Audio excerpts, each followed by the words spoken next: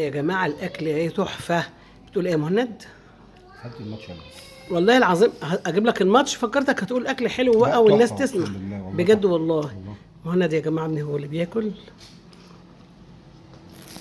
قول يا مم. مهند. والله تحفة اقسم بالله. تحفة. مم.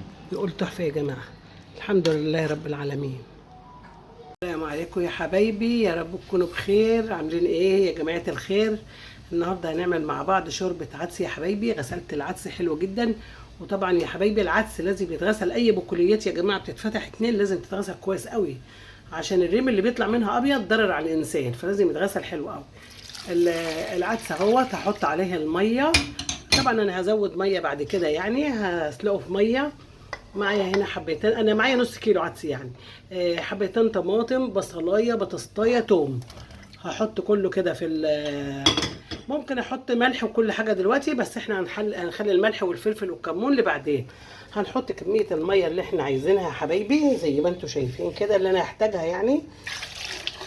وهولع عليها البوتاجاز واسيبها تستوي، وبعد كده وانتوا بعد شويه يا حبايبي. طبعا في ريم اهو، الريم ده بيتشال. الريم ده يا جماعه اللي انا بقول لكم غلط على الانسان يعني. طبعا هنشيل الريم كله.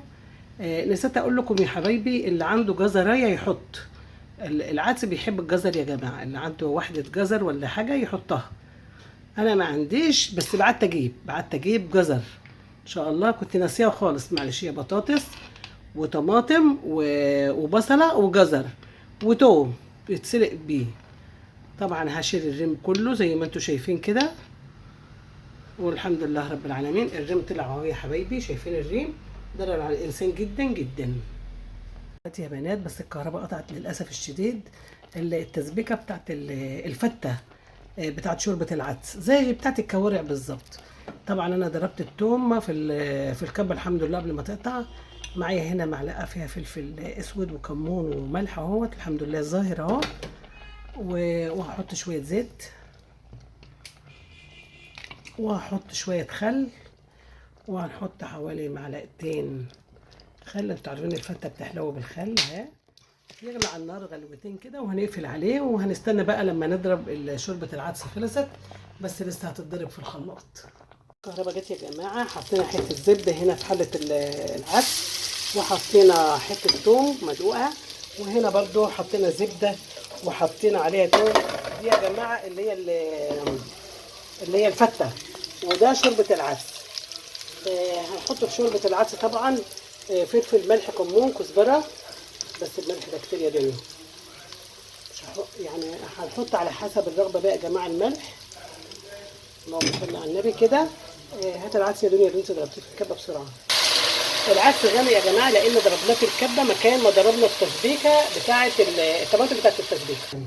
وبعد يا جماعه ما حمرنا التومه في الزبده، حطيت عليها شويه كزبره ناشفه اهو زي الملوخيه بالظبط.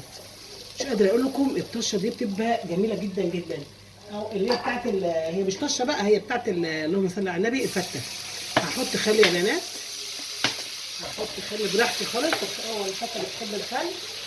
العيش اللي انا محمصاه اهو هنشوحه في الزبده، هنقعد نقلبه في الزبده شويه. وبعد يا حبايبي ما شوحنا العيش حلو قوي في الزبده والخل يا جماعه اهو. هنشربه كده بسم الله الرحمن الرحيم. هنشربه. باخد اهوت من شوربه العدس يا جماعه اهو، وهي على النار بتغلي. كده زي ما انتم شايفين حبات بسيطه بسيطه يعني. يعني العيش لما يقرقش تحت الرز بيبقى احسن واحسن كتير يعني. زي ما انتم شايفين كده. بعد ما خلصت يا حبايبي كده هقوم جايبه تسبيكه اللي هي بالثوم بقى الجميله قوي دي، الحلوه قوي دي. دي تحفه والله العظيم، والله العظيم بجد. انا عيالي قسما بالله ما بيحبوا شوربه العدس، عمالين يقولوا لي ايه الريحه التحفه دي يا ماما، ايه الريحه الجميله دي. فنحمد الله على كل حاجه يا جماعه. وخلاص بتصوري. عملت بقى يا جماعه الشعريه، حمرت الشعريه اهو. بس عشان الزيت كتير والزيت غالي زي ما انتم عارفين قلت اصفيه عشان حرام يعني. بس كده حطينا الشعريه بتاعتنا وهتغلي غلوتين وهنطفي عليها. التسبيكه يا جماعه. معانا هنا بقى الرز بسم الله الرحمن الرحيم. هنحط الرز على الفته بتاعتنا كده بالشكل ده كده. اللهم صل على النبي. الحكاكه دي بتبقى جميله قوي، او الحتاته دي يا جماعه بتبقى حلوه قوي. هنفرد الرز على ال بالشكل ده كده يا حبايبي. نزلنا الرز على العيش الحمد لله رب العالمين. هنجيب بقى من التسبيكه ونحط كده. التسبيكه دي يا جماعه من جمالها بقى خل وتوم وكده، فبيخطفوها من بعض والله. هنرشرشها على الرز. شوفوا بقى يا حبايبي الفته خلصت اهي، والله تحفه تحفه يا اولاد، ريحتها جميله جدا.